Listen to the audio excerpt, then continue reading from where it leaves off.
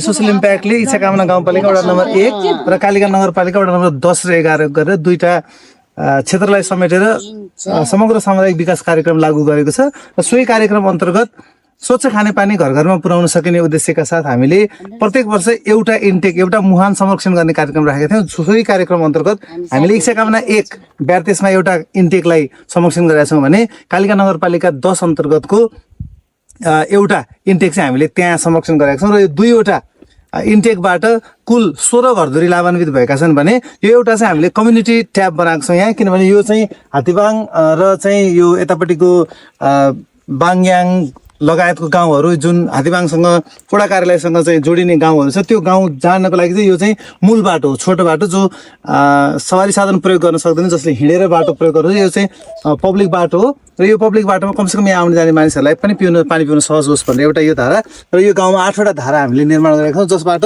कुल 16 घरधुरी plus 1 community tap गरेर चाहिँ 17वटा धारा हामी बनाउन सफल भएका छौँ भने दुईटा मुहानलाई संरक्षण गरेका छौँ। र अब यो खानेपानी चाहिँ हामीले उपभोक्ता समिति बनाएर उहाँहरूलाई ह्यान्डओभर गरेर यो त्यसको संरक्षण गर्ने र भोलिको दिनमा यसमा आवश्यक परेको निर्माणहरू थप पुनर्निर्माणको कामहरू चाहिँ उहाँहरू आफैले गर्ने गरेर समुदायलाई नै हस्तान्तरण गर्दैछौँ। भनाइ के छ भनेदेखि उकालो कट्यो लौरो बिर्स्यो भन्छ क्यारे, मलाई त्यति त थाहा छैन। त्यही त्यो भनाइको तात्पर्यलाई चाहिँ धारालाई संरक्षण गर्ने जिम्मा अब तपाईँहरूको हो।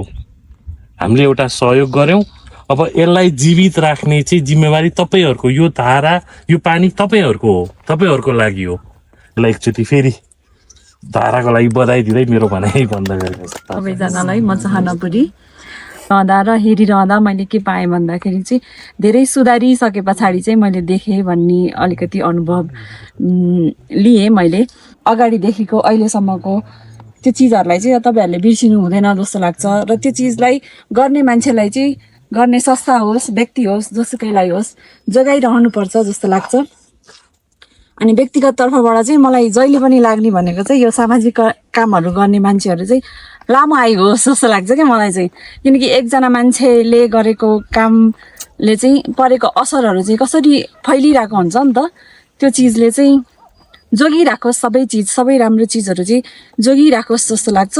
त्यही भएर यो धारा यो सुवर्ण अवसर पाएँ मैले आज, उद्घाटन मेरो हातबाट गर्ने दिनुभयो, त्यसको लागि एकदमै धन्यवाद। ब्याडतेस खानेपानी योजना उद्घाटन कार्यक्रममा यहाँ सबैजनाको अनुहार यहाँ देख्न पाउँदा एकदम खुसी लाग्यो। सम्पूर्ण बोर्ड अफ डिरेक्टर्स लगायत एसएसआई टिम आज हामी यो समुद्घाटन कार्यक्रममा छौँ। हामीले एउटा खानेपानी धाराको निर्माण गरेर तपाईँहरूलाई हस्तान्तरण गर्दैछौँ।